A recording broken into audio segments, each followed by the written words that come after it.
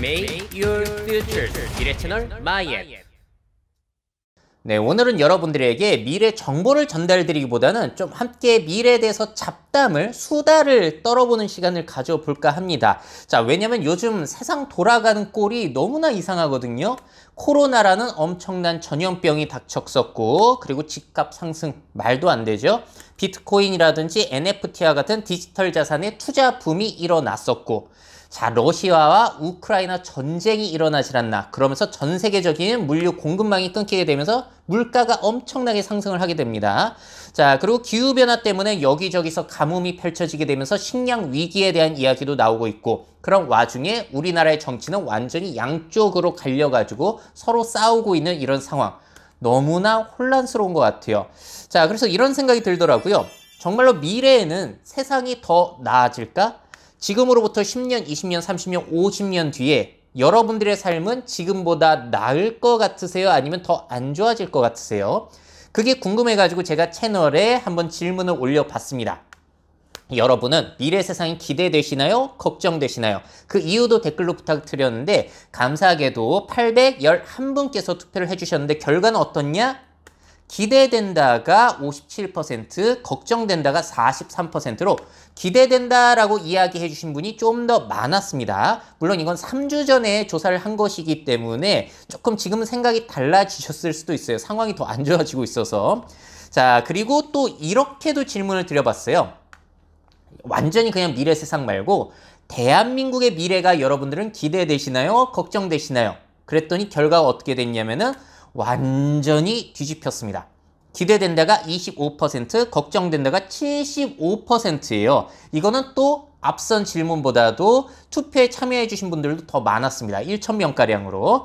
자, 참 재미난 결과이죠. 그래서 기대된다는 의견들은 다 이런 쪽이신데 이거 정리해서 보여드릴 거예요. 보통 기술 발전 때문에 기대된다라고 하시는 분들이 많았고 걱정된다고 하시는 쪽들의 의견은 상당히 다양합니다. 그런 이유들이 이제 정리해서 한번 보여드리도록 할게요. 자, 일단 미래 세상이 기대되는 이유는 말씀드린 대로 기술 발전이 너무나 기대가 된다는 거죠. SF와 같은 세상이 펼쳐지고 있기 때문에.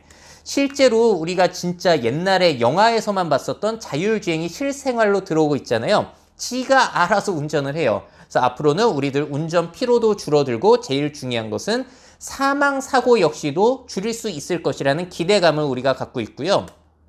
옛날에는 이제 우리가 하늘을 나는 자동차를 상상했지만 그것 정도는 아니더라도 우리가 꿈꾸던 항공교통시대가 열리고 있어요. 그래서 한국도 2025년부터 상용화를 목표로 하고 있습니다. 자, 그리고 로봇의 발달. 야, 이런 것들을 보게 되면은 SF 영화 속에서 있었던 일들이 진짜 현실로 일어나는구나 라는 생각이 들기도 해요. 야, 지금도 이런데 앞으로는 얼마나 발전될까 기대가 되신다는 거죠. 또 재미난 점은 뭐가 있냐면은 옛날에는 이런 거 보여드리면 와, AI와 로봇이 발달해서 인간의 일자리 뺏어갈까봐 두렵다라는 의견이 많았던 게 한 5년 전쯤만 해도 굉장히 많았거든요. 근데 요즘에는 이러한 댓글이 거의 달리지를 않습니다. 자, 왜 그럴까요? 생각보다 영향력이 적다고 느끼시기 때문일까요? 사실 자동화 기술을 제 채널에 소개하게 되면은 이제는 두렵다는 이야기보다는 한 5개월 전만 하더라도 이런 댓글이 많이 달렸어요. 야, 그러면은 저 기업에 투자를 해야겠다. 근데 지금은 투자가 이제 많이 안 좋기 때문에 상황이 그런 댓글도 안 달리고 좀 관심도 많이 떨어져 있는 상황인 것 같아요. 자, 이런 것뿐만이 아니라 언어 장벽이 많이 해소가 되고 있죠. 앞으로는 안경만 쓰게 되면은 그 실시간으로 통번역 기능이 들어올 수도 있다라는 이런 기대감. 자, 그리고 완전히 메타버스 세상에 들어가서 환상적인 경험을 할 수 있는 이런 것들도 우리가 기대해 볼 수 있는 미래 세상이라고 볼 수 있을 것 같습니다. 자, 그리고 꿈꿔왔던 것들이 현실이 되고 있는 것 중에 하나. 우주 여행이 실제로 지금 일어나고 있죠. 우주 여행 시대가 개막이 됐고 화성으로의 인류 이주도 준비 중이라는 거. 자, 그리고 핵 융합 기술 같은 경우에도 기대가 많이 되고 있어요. 신재생 에너지를 넘어서 인공 태양을 만들어 버리게 되면은 우리가 청정한 에너지를 무한하게 앞으로는 쓸 수가 있다라는 이런 기대감까지 있습니다. 그러니까 환경 오염 같은 것들도 기술적인 발달로 해결이 될 것이다라고 보는 이런 퓨처리즘적인 생각을 가지신 분들이 많이 있으시죠. 자, 그래서 이런 것들 정말로 영화 속에서 보던 일들이 펼쳐지기 때문에 앞으로의 미래 세상이 기대된다라는 의견들이 상당히 많았습니다. 자, 근데 의외로 기술 외적인 부분에서 뭐가 발전할 것이다 라고 기대하시는 분들이 많지는 않았거든요. 어떤 점들이 나아질 수가 있을까요? 지금까지 나아진 영역들을 한번 살펴보자면은 의료 기술의 발달 덕분에 신생아 사망률이 굉장히 줄어들었습니다. 그러다 보니까 우리의 기대 수명 역시도 쭉쭉 늘어나고 있죠. 1970년만 하더라도 60세 근처였다면 지금은 80세를 넘어가고 있습니다. 앞으로도 늘어날 가능성이 꽤나 높아 보여요. 그리고 교육 수준이 좋아지게 되면서 문맹률이 뚝 떨어졌다라는 거. 양성평등도 좋아지고 있죠. 1994년에 한 드라마만 보더라도 잔소리하지 말고 밥이나 차려. 뭐 이런 게 아무렇지도 않게 나왔는데 이제는 말도 안 되는 그런 세태가 됐다. 양성평등도 좋아지고 있고 또 중요한 거 민주주의가 발달했잖아요. 예전에 그런 권위주의인 체계에서 우리들은 상당히 자유가 존중받고 인권이 존중받는 사회로 나아가고 있고 그러면서 다양성을 인정하는 측면 역시도 많이 좋아지고 있습니다. 자, 그렇기 때문에 이런 것들이 계속해서 성장을 하게 된다면은 미래 세상은 더 나아질 것이다 라고 볼 수도 있겠죠. 자, 그리고 또 이런 의견도 있었어요. 먼 미래에는 노동에서 그러면 해방되지 않겠는가? 자, 이런 의견을 옛날에 케인스도 내놓은 적이 있죠. 거시 경제학의 아버지. 이런 얘기를 했습니다. 조만간 어쩌면 우리 모두가 눈치채고 있는 것보다 훨씬 더 빠른 시기에 경제적 니즈가 충족되는 시점이 우리가 추가적인 에너지를 비경제적 목적에 활용하고자 할 정도로 기본적 니즈가 충족되는 시점이 올 것이다 라고 이 사람도 예상을 했어요. 자, 기술 발전 덕분에 기계가 재화나 서비스를 거의 공짜에 가깝게 생산을 해내고 인간은 노역과 가난에서 벗어날 것이라고 예측을 한 것이죠. 그래서 원하는 것만 하고 사는 시대가 될 수도 있다라는 기대감. 자, 이런 것들을 이루기 위해서는 역시나 기본소득에 대한 논의가 활발하죠. 곳곳에서 실험은 진행되고 있지만 우리 살아생전에 이루어질지는 사실 모르겠습니다. 근데 여기에서 참 우리가 요즘 느낄 수 있는 게 있는 것 같아요. 기술 발달로 인해서 생산성은 엄청나게 좋아졌지만 글로벌 공급 사슬이 끊기게 되니까 기계를 굴리지를 못한다. 그러면서 물가가 급상승하는 이런 것들을 보게 되면서 아, 이렇게 이상적으로 꿈꿔왔던 게 기술 발달만으로는 가능한 게 아니구나라는 것을 또 느끼게 되는 요즘인 것 같습니다. 자, 그러면서 이제 미래 세상이 걱정되는 이유로 넘어가 보도록 할게요. 많은 분들이 얘기해 주신 거는 역시나 환경이에요. 기후위기라든지 환경위기. 자, 우리가 지금 내놓은 탄소 배출 감축 방안대로 갔을 때는 이제 앞으로도 탄소가 줄어들지 않을 겁니다. 그래서 IPCC의 예측에 따르면은 1.5도씨를 넘어가는 시점이 2030년에 일어날 것이고 우리가 줄이지 않으면은 2도, 3도 그 이상까지도 높아질 수 있다. 자, 그러면서 우리들은 뭐 장마라든지 태풍이라든지 열돔 현상이라든지 산불이라든지 홍수라든지 이런 재난 현상들, 대규모 재난 현상들을 더욱더 자주 목격할 가능성이 높아지고 있는 것이고 이런 것들이 일어나게 되면 직접적인 경제 손실 역시도 커지고 더욱더 걱정이 되는 쪽은 역시나 우리들이 먹고 사는 그 식량 문제가 상당히 저는 제일 걱정이 되는 것 같아요. 특히나 전 세계적인 인구가 증가를 하고 있기 때문에 우리나라 같은 경우에는 피해가 덜 할 수 있겠지만 저소득 국가 같은 경우에는 피해가 심각할 수 있겠죠. 그러면은 그 저소득 국가에 사는 사람들이 가만히 있을 것이냐, 서로 들고 일어나서 싸움을 일으킬 수도 있다라는 뭐 아랍의 봄 사태 같은 이런 것들도 예측이 되고 있는 상황입니다. 자, 그러면서 인디펜던트지에서는 상당히 재미난 설문조사를 2020년에 진행한 적이 있는데요. 그랬더니 기후위기에 대한 불안감이 출산을 막고 있다는 연구 결과까지도 나왔다는 거예요. 온난화에 영향을 받는 아이들의 미래가 걱정된다라고 응답한 퍼센테이지가 무려 96.5%. 그러면서 기후위기 속에 아이를 출생시킨 것을 후회한다가 6.3%나 나오고 있다는 겁니다. 자, 제가 강의 현장에서 사람들에게 물어봐요. 여러분들은 기후위기가 심해질 것이라고 보시나요? 해결될 것이라고 보시나요? 대부분의 사람들은 더 심해질 것이라고 보고 있기 때문에 자, 그런 점에 있어서는 미래가 좀 암울하다라고 많이들 예측을 하고 계신 것 같아요. 자, 그리고 이것과 연관지어서 특히나 우리나라에서 심각하게 일어나고 있는 상황이죠. 바로 저출생 그러면서 고령화가 심하게 일어나고 있는 측면은 분명히 우리가 걱정해야 되는 측면이 맞는 것 같습니다. 자, 우리나라의 인구 구조가 앞으로 2070년이 되면 완전히 역삼각형이 될 것이고요. 우리나라 중위 연령을 보자면은 앞으로 2070년에 중위 연령, 딱 중간 연령이 62세 정도가 된다는 거예요. 우리나라의 평균 연령이 이 정도라고 생각을 하시면 되는 거고, 그러면서 젊은 사람들보다 노인들이 늘어나서 부양 부담에 대한 것들이 상당히 가중이 되고 있다. 자, 그래서 우리가 의료기술 발달이라든지 그런 것 때문에 장수를 하는 것은 축복이라고도 볼 수 있지만, 다른 쪽으로 보자면은 장수는 공짜가 아니라는 거. 예를 들자면 이런 것 같아요. 오래된 자동차들이 폐차가 되지 않아서 계속 돈 들여서 수리를 해야 되는 상황이 되다 보니까 이게 딱 우리가 생각했던 이상적인 사회는 아니라는 것이죠. 자, 그러면서 우리나라의 총 부양비 비교를 OECD 가입국 중에서 비교를 해보게 되면은 2070년이 됐을 때 그 어떤 나라보다, OECD의 어떤 나라보다도 부양 부담이 심각한 나라가 될 것이다. 자, 부양 부담, 돈적인 것뿐만이 아니라 우리가 늙었을 때를 생각해 봤을 때 과연 우리들에게 헌혈은 누가 해줄 것인가? 젊은 사람들이 없는데. 자, 그리고 우리가 의료 혜택을 국가로부터 충분히 받을 수 있을 것인가? 아이들이 세금을 많이 낼 수 있을 것인가? 그런 점들도 우려가 되는 것이고, 이게 또 인구 구조별로 생각을 해봤을 때 우리나라의 00년대생, 10년대생, 그러니까 청소년 이하의 세대들 같은 경우에는 너무나 적게 태어나다 보니까 2050년이 되더라도 머릿수가 딸려요. 자, 그럼 이 친구들 같은 경우에는 과연 미래에 불만이 없을 것인가? 사회에서 목소리를 과연 낼 수 있을 것이며 세금 문제에 대해서 불만이 없을 것인가? 이런 세대 갈등 우려까지도 생기게 되는 부분입니다. 자, 이런 것들을 잘 해결해 주려면 역시나 정치가 큰 역할을 해야 되는데 여기에 대해서 불만의 목소리를 가지신 분들이 상당히 많으세요. 저도 불만이 많고요. 그래서 이 정치 쪽으로 관련된 콘텐츠를 제가 또 준비해 둔 게 있습니다. 한 달 내에 공개가 될 것 같아요.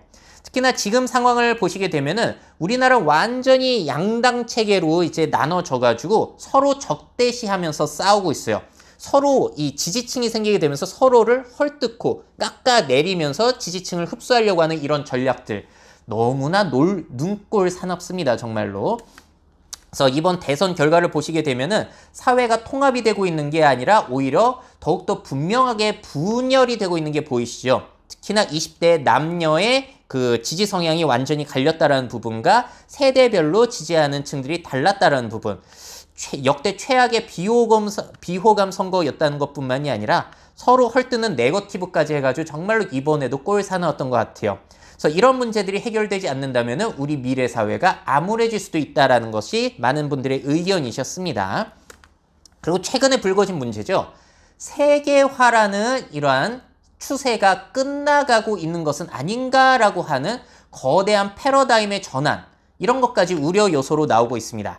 자, 환경 비즈니스에서 세계화의 종말, 논쟁에서 현실로 뭐 이런 기사를 내보내시기도 하셨는데 기사 내용이 정말로 좋더라고요. 한번 읽어보시면 좋을 것 같아요. 자, 특히나 이 권위주의인 국가들, 러시아라든지 중국이 연합을 하게 되고 만약에 거기에 북한까지 가세를 하게 된다면은 세계화의 시대는 지고 다시 신냉전 체제가 오는 것은 아닌가라고 일부 사람들이 우려를 조금씩 하고 있는 상황입니다. 그리고 이런 나라들에서 또 이런 일을 벌이기도 하잖아요. 권위주의인 국가들에서 특히나 많이 하고 있는 것 같은데 현재로서는 식량이라든지 에너지라든지 자원을 무기화하고 있다는 거. 세계화의 결과가 결국 이런 문제를 일으키고 있어요.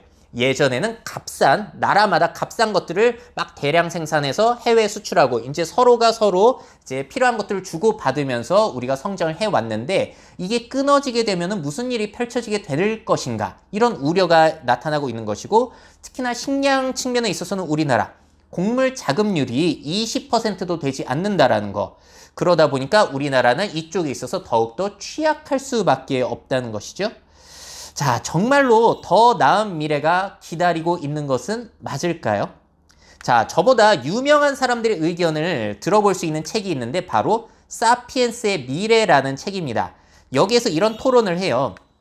인류의 앞날에 더 나은 미래가 기다리고 있는가라는 토론을 하게 되는데, 자, 스티븐 핑커. 이분은 이제 뭐 우리 본성의 선한 천사라든지 진화 심리학 쪽으로 굉장히 유명한 분이시죠. 매트 리들리는 조금 저는 잘 모르는 분인데 알랜드 보통은 소설가로 많이 알고 계실 거고, 말콤 글래드웰 같은 경우에는 아웃라이어, 1만 시간의 법칙으로 상당히 유명해진 그런 기자 출신의 작가입니다.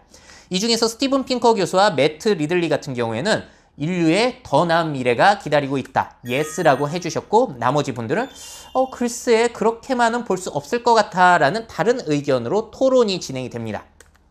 자, 스티븐 핑커 교수는 왜 인류의 미래를 긍정적으로 보는가? 수면 연장됐잖아. 그리고 건강도 좋아지고 있지 않냐? 물질적으로 번영도 되고 있고, 자, 선진국 같은 경우에는 전쟁도 안 하고 있어. 안전도 좋아지고 있고, 세계의 사람들 자유를 점점 누리고 있고, 지식도 많이 늘어나고 있고, 인권도 향상되고 있고, 성평등, 그리고 지능지수도 나아지고 있지 않냐? 이런 수치를 보면은 인류는 계속 좋아지고 있는데 무슨 소리냐? 뭐 걱정을 하냐? 이런 얘기를 하고 있고요. 여기에 대해서 이제 알랭드 보통 같은 경우에는 이런 반론을 펼칩니다. 나는 핑커 교수가 말한 것이 거의 다 이루어진 스위스 사람인데 스위스도 낙원은 아니라는 거예요. 어떤 이유 때문에? 인간의 어리석음이란 이성에 의해서 제거되는 것이 아니래요. 전쟁이 없어졌다고 해도 여전히 사회에는 인간의 저열함과 폭력, 잔인함이 끊이지를 않더라. 천연두는 사라졌을지 모르더라도 죽음은 피할 수 없지 않냐. 근본적인 문제가 해결이 안 됐다는 겁니다. 그러면서 또 이런 얘기를 하는데 재밌었어요. 19세기에 쓰인 유명한 소설 안나 까레리나에 나오는 어떤 인물도 핑커 씨가 이야기한 10가지 때문에 고통을 받지는 않았습니다. 바로 그 사실은 우리에게 아주 중요한 무언가를 말해줍니다. 라는 이야기를 하는데 참 흥미로운 구절이었습니다. 자, 실제로 보시게 되면 우리나라 굉장히 발전했고 이제는 뭐 선진국이라고 볼 수 있겠는데 행복지수가 그렇게 높지는 않아요. 59위를 최근에는 기록을 했고, 자, 보시게 되면은 OECD 가입국 중에서 자살률 같은 경우에는 최고 수준이라는 거. 자, 스티븐 핑커 교수가 말한 대로 사회가 이만큼 발전하면은 행복해져야 되고 자살도 줄어들어야 되는데 그렇지 않다는 거예요. 기술이 발달해서 편해진 건 알겠는데 세상이 과연 나아지고 있는가? 과연 그렇게 볼 수 있는가는 또 다른 이야기라는 것이죠. 자, 그리고 아웃라이어로 완전히 대박을 쳤던 이 말콤 글래드웰 같은 경우에는 이런 얘기를 합니다. 카드 해킹은 막아왔지만 거대한 해킹의 위협은 아직 존재하고 있고, 아프리카의 휴대폰 보급으로 좋아진 점도 있지만 테러 단체들 역시 군사작전을 벌이기가 더 쉬워졌다. 강력한 엔진으로 생활이 편해졌지만 그것이 기후변화를 일으키고 있다. 한마디로 이 모든 사례들이 말해주는 것은 사회 집단으로서 우리는 위험의 감축에 개입하고 있는 것이 아니라 위험의 재구성에 참여를 하고 있다는 사실이래요. 걱정과 위협이 해결이 된 것이 아니라 다른 모습으로 변화를 하고 있을 뿐이라는 겁니다. 발전이 아니라 달라지고 있다는 것이죠. 자, 생각해보게 되면은 기술 발전 때문에 우리가 좋아진 점들도 있지만 그에 따라서 기후위기라든지 대량 살상무기, 세계적인 팬데믹, 인류 이제 그 전 세계적으로 이동 속도가 빨라지고 편해졌으니까 이런 문제가 또 발생이 되기도 한다는 거. 자, 인권 발달 굉장히 중요하고 저도 여기에 대해서 지지를 하고 있습니다만, 근데 이렇게 인권이 발달되게 되면서 세상이 과연 정말로 좋아지고만 있는가? 그렇다고만은 100% 볼 수가 없죠.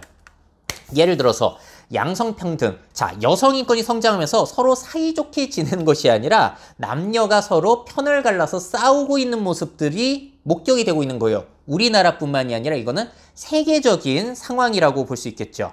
자, 이런 남녀 갈등뿐만이 아니라 사회 곳곳에서 갈등이 펼쳐지고 있는 걸 또 최근에도 목격을 하고 있어요. 이런 장애인들의 출퇴근, 지하철 시위라든지 이런 것들. 자, 이런 생각들이 있는 겁니다. 모든 사람들이 인권을 존중받게 되면서 이렇게 생각을 하는 거예요. 왜 내가 피해를 봐야 돼? 왜 나는 존중해주지 않는 거야? 라면서 모든 사람들이 서로의 권리를 주장하고 시위를 하고 싸우고 있다는 것이죠.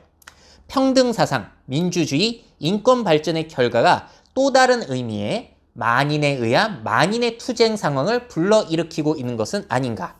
그러니까 과거에 선천적으로 권리가 주어졌던 신분제, 권위주의 시대가 끝나고 권리를 쟁취하는 시대가 되면서 그 권리 쟁취를 위해서 모든 사람들이 싸우는 시대가 또 펼쳐지고 있는 것은 아닌가라는 생각이 들어요. 서로 손해볼 필요가 없기 때문에 싸워서 이겨야 되는 거거든요. 자, 과연 앞으로 우리 세상은 서로를 이해하고 서로 대립을 덜 하는 그런 사회로 발전이 가능할까요? 그런 점들도 앞으로 미래 사회를 어떻게 볼 것인지에 많은 영향을 미칠 것 같아요. 자, 참고로 이 책에 대한 리뷰는 좀 더 자세하게 제가 올려놓은 것이 있으니까요. 궁금하신 분들은 보셔도 되고 책을 읽으셔도 괜찮을 것 같습니다. 자, 이렇게까지 해서 오늘은 여러분들과 미래 사회에 대해서 좀 잡담을 나눠봤어요.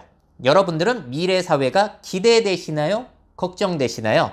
자, 요즘 세상이 너무 혼란스러운 것 같아서 이런 주제를 한번 가져와 봤고요. 여러분들의 10년, 20년, 30년 뒤의 삶이 더 기대가 되시는지, 걱정이 되시는지, 또 댓글로 우리 소통할 수 있는 기회가 되기를 바라겠습니다. 미래 사회 변화를 업데이트하고 싶으신 기업 및 기관, 그 밖에 미래 트렌드 교육이 필요하신 분들은 myf21 네이버닷컴 이메일로 연락주세요.